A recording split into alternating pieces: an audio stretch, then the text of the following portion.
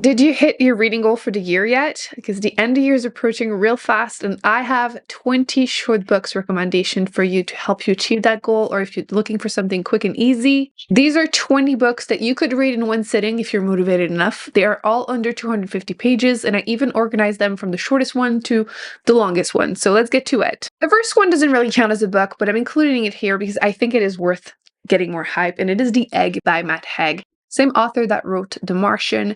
I don't even really want to tell you what it is about. You can find it for free as a PDF online. I would actually link it and everything else in the description box. I like to make people read this book because you can discuss your thoughts about it afterwards. I would love actually to do that in the comment section. I'm going to start one discussion with spoilers so we don't spoil it for everyone else. But I feel like a lot of people will have thoughts, opinions about this one. Like I said, 3 pages, and then you can mark it as read on Goodreads, and one more book on your shelf, on your red shelf. Next, we have this book by Madeline Miller. She's one of my all-time favorite authors, and this is Gaia. This is a retelling of Pygmalion. So you have this beautiful sculpture of a beautiful woman, and then this man is in love with her, and then keeps her as a wife imprisoned. All she wants is her independence. And at the end of the book, the author, in the afterword, includes her own personal opinions about it, kind of compares him to an incel.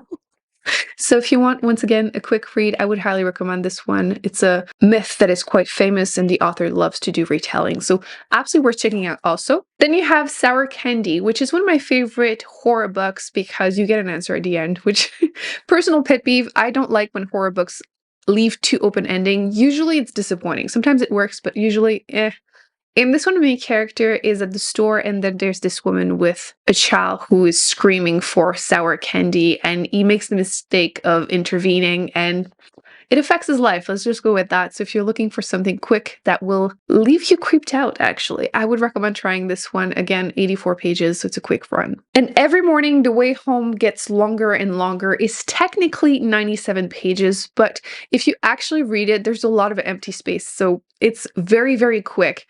This book is by Fredrik Backman, who tends to write very emotional books, and I ended up reading this one during a reading vlog where I was reading your status book recommendation in an attempt to make myself cry. And this one, I didn't cry, but you could see my eyes got very misty because it is very emotional. And I feel like emotional books can be hit and miss for me because sometimes you feel emotionally manipulated. So it doesn't end up actually making you sad, but this one, it worked, so. And I'm going to keep it vague because I think the less you know, the better, but it's starting with the conversation between these two characters, and you just have to try it. It is impactful, to say the least. So, Metamorphosis by Kafka. This was my first time reading anything by him this year, and I ended up really enjoying it a lot more than I expected. The main character wakes up one day and he turned into a bug, an insect, and you're following the consequences of that. He was supposed to go to work, so the boss shows up, this family starts harassing him, and so much happens, and he's just, chilling in bed. It seems to be influenced by his own personal relationship with his father, which is quite a sad situation, and it was good. It was good. Definitely worth reading. I feel like some classic can be quite long and difficult to go through no matter how short they are, but this one was really good, and I do think it survived the test of time. Next, I have Fina and Defect to recommend. So the first book is 103 pages, and then the follow-up is 170 pages, so they would both work. I would consider both of these kind of sci-fi, but in a very accessible way.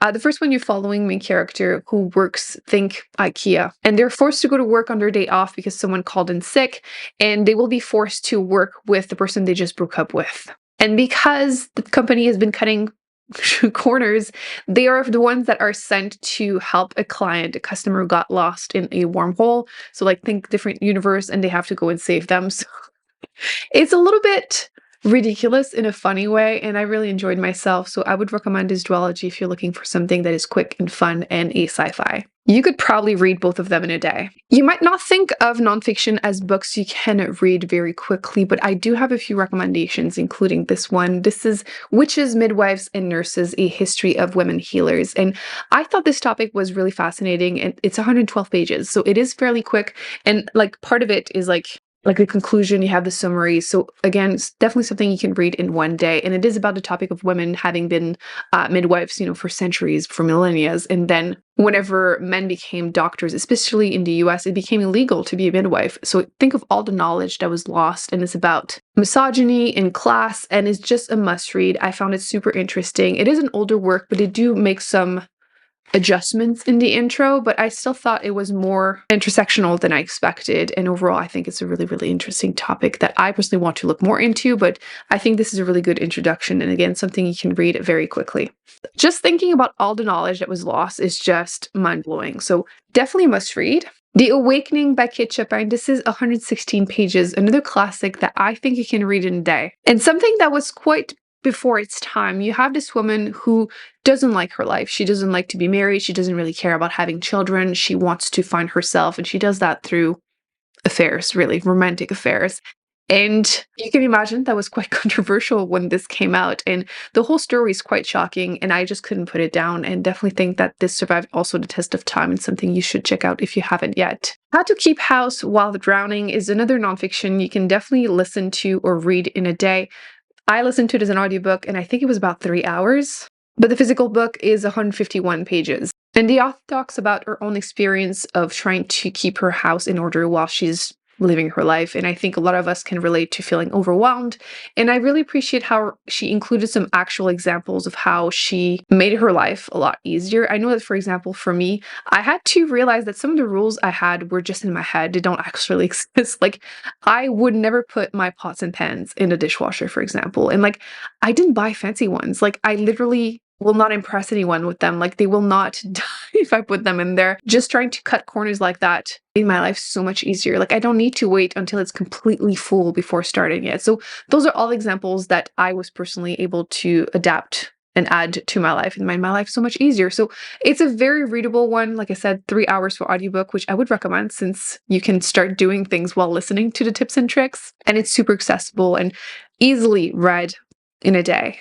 What Moves the Dead? I have been reading a couple books by this author. A lot of them are very accessible, and this one is horror, but like almost a little humorous. It is a retelling from Edgar Allan Poe's story. You're following the story of this ex-soldier who receives letters from his friend that live in a remote estate, and they go to meet them because the sister is dying. So he goes there to try and figure out what happened, bring the support, and they don't know if she's getting sick through something in the house. Is it just mental health? And you're following the story and you just can't put it down because, one, it is scary actually, but not gory, which I feel like is an important distinction. I don't really care for the super gory ones. And at times it feels a bit humorous because they make fun of like the classic older tropes of like hysteria, for example. And I really liked how the author balanced the fact that it's a modern story, but like a retelling of an old one, and I think it's absolutely worth it. There is a second book. I haven't read it yet, but you could probably read both in a day. 165 pages. I'm so glad I'm able to sneak in this book in here. I, Who Have Never Known Men, which was my #1 best book of 2022. I have been making it my mission to make everyone read this book, and it's 208 pages, so you can read it in a day. I have done it. I reread it because I loved it so much. In this book, you're following 40 women who are put in a cage underground, and they don't even remember their lives prior to this much, especially the youngest one of them, who doesn't remember what the sky looks like. Like, she spent her whole life there. They're not allowed to touch each other. They're very isolated. And then one day something happens and the cage is left open and they're able to escape. And it's not really a book about finding answers. I would categorize this book as speculative fiction. It's definitely more about what it is to be human, what is left for us when we have nothing. Is it hope? Is it community? I just adore this book. Honestly, I've been recommending it to everyone, and I love hearing what everyone has to say. And most of the people I've been recommending it to, even in real life, have given it 5-star. So chances are you will also like this one. I wanted to give a quick shout out to The Perks of Being a Wallflower, because I read this also in the reading vlog where you were attempting to make me cry with your saddest book recommendation. And I had never read this. It is a young adult kind of main character trying to find themselves. They're depressed. And I thought it was a book that you would only enjoy if you were a teenager, but no, you don't need to. I really enjoyed that one a lot more than I expected. I got really emotionally attached to characters. And while I didn't cry, I do think it made me very emotional, and I would highly recommend it. So if you were also like me thinking that, it's a children's book. No, it's not. I mean, it might be, but you will also enjoy it, I'm sure. And it's only 213 pages, so you can read that in a day if you want to. Would it be a favorites video if I didn't sneak in some Octavia E. Butler? Probably not. She's one of my favorite authors. She tends to write shorter books in general, but I thought I would mention Bloodchild and Other Stories, which is a short story collection by her. You get the short stories and then the afterword kind of telling you what the story was about. I do think it just makes the book even more enjoyable, and it is only 214 pages, so it is quick in general. It also gives you an idea of the kind of books that she writes, like sci-fi, and to give you even more of an idea, the first story, Bloodchild, she decided to write that one to see how it could be if first contact with alien happened, but men were the ones to get pregnant. But like she does it seriously, like it is not a joke, and it is very intense and will make you feel uncomfortable and definitely worth checking out. If you would rather read a cozy fantasy adult, I would highly recommend The Bookshop and The Barbarian, which is 214 pages also. It's a quick read. You have a main character who wants to open a bookshop, and as they tend to do in these cozy fantasy, they kind of make friends with everyone, and it was a good one. And a quick one. So while The Wall is only 239 pages, it might take you more than one day, depending on how motivated you are, because it is a fairly depressing book, but I personally really enjoyed it. If you are someone that enjoys sci-fi kind of survivalist story, this is definitely one of the ones you should check out. The main character is going on a trip with her friends in their house, very isolated place, and when she gets there, the friends decide to go to town and she stays behind, and then when they don't come back, she goes to figure out what happened, and she realizes that she's stuck behind an invisible wall, and she has to survive there for who knows how long, with only herself, a cow, a dog, and a cat. And it's very much like survivalist, like I was saying, trying to survive day to day, and kind of boring for some people, but I just had to continue and finish it. And it was very impactful. Let's just say that.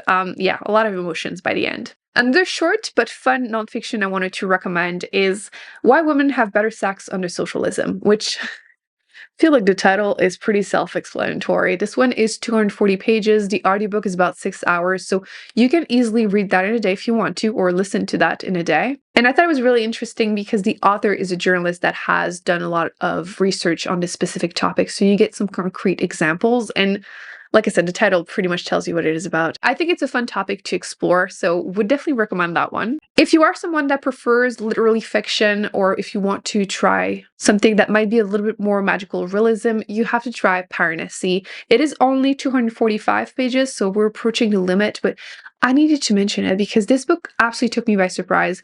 Do not put it down after the first couple pages because the main character is confused, so the story is really confusing at first, but really quickly it picks up and you get sucked into it. The main character, like I was saying, they don't know where they are, who they are, and they find notes that they left themselves, like journal entries, and they're trying to survive while figuring out what's going on, trying to explore. It does have, like I said, a bit of magical realism, a bit of dark academia vibes, and it's just such a weird and strange story, but something you have to experience at least once. So would highly recommend that one. And last but not least for this video, I wanted to include one more kind of horror story, and it is Horror Store. And even though it's 248 pages, some of the pages are actually, I grabbed my edition because it's easier to show you.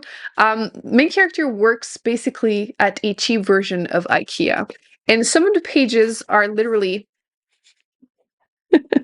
some furniture. So it is 248 pages, but it's not all writing. Like some of them are definitely spreads like this, and then you get fairly big writing. So you could absolutely read this in a day. So like I said, the main character does work at a cheap version of IKEA. They seem to be depressed. A lot is going on in their life and they're struggling to focus at work. And then one day they have to stay overnight to figure out what's going on in the store, and horror stuff happens. It's also something I couldn't put down. I've read a couple of books by the author, and I personally really enjoyed that one. Definitely some moments I was also creeped out. So these are my 20 suggestions for short books I would recommend trying, especially if you're trying to hit your reading goal before the end of the year. They are short, but they're also really good. So I feel like you're not just inflating those numbers, you're actually reading books that could be new favorites. I hope you enjoyed this video. Thumbs up, subscribe. I'll put more videos on the screen that I recommend you check out, including other recommendation videos that I think you would enjoy, and I will see you in my next one. Bye.